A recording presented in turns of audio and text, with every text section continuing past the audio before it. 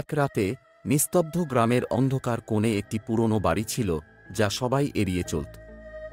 এক রাত গ্রামের তরুণী মায়া একলা বাড়িটি ঘুরে দেখতে গিয়ে তার বন্ধুদের চ্যালেঞ্জ গ্রহণ করে। তারা বলেছিল বাড়ির ভেতরে রাত কাটাতে পারলে সে সাহসী। মায়া সাহসিকতা দেখাতে বাড়ির ভেতর প্রবেশ করল। ঘরগুলো কুয়াশায় ঢেকেছিল এবং পুরনো জিনিসপত্র চারপাশে ছড়িয়ে ছিটিয়ে ছিল। তিনি একে একে ঘরগুলো ঘুরে দেখতে লাগলেন। হঠাৎ একটি অদ্ভুত হালকা ঝলক দেখলেন। তাকে অনুসরণ করে তিনি একটি পুরনো চিত্রকর্মে এসে পৌঁছালেন, যেটি খুবই রহস্যময় লাগছিল।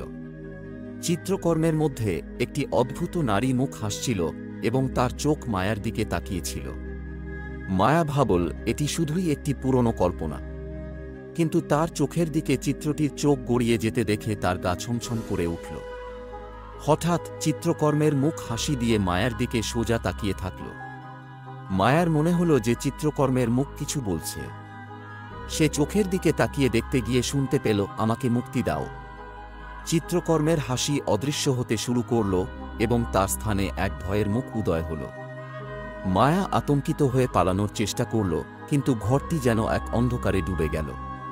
তিনি ঘর থেকে বের হওয়ার চেষ্টা করলেও দরজাগুলি বন্ধ হয়ে গেল। চিত্রকর্মের মুখ তার দিকে ক্রমাগত তাকিয়েছিল এবং তীব্রভাবে বলছিল, তোমার আসার অপেক্ষা করছিলাম। মায়া অবশেষে ঘরের কোণায় আটকা পড়ে গেল এবং পরের দিন সকালের আলোতে গ্রামের লোকেরা তাকে বাড়ির বাইরে পেয়ে গেল। কিন্তু মায়ার চোখে গভীর ভয়ের ছাপ ছিল। বাড়ি এখন সম্পূর্ণ শুনশান এবং চিত্রকর্মটি কোথাও পাওয়া যায়নি।